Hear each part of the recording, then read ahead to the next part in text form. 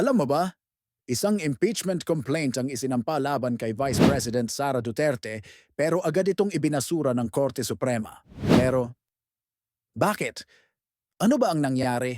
Noong 2024, naghain ng impeachment complaint si ACT Teachers Party List Representative Franz Castro laban kay Vice President Sara.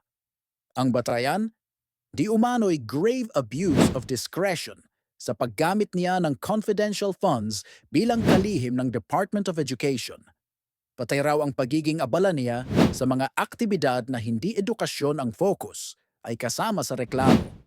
Pero nitong Hulyo 2025, nagsalita na ang Korte Suprema. Ayon sa kanila, walang kapangyarihan ang Korte na pakialaman ang impeachment process habang ito ay nasa Kongreso pa. Ibig sabihin, ang impeachment ay politikal na proseso at hindi dapat dinidikta ng hudikatura. Dagdag pa nila, ang pagsasampa ng impeachment complaint ay hindi pa nangangahulugan na may kasalanan na ang opisyal. Kaya't hindi ito basehan ng legal na aksyon o automatic na parusa.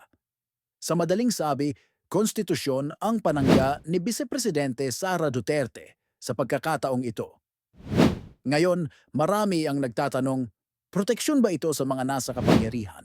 O simpleng pagpapatupad lang ng batas? Kayo na ang humusga.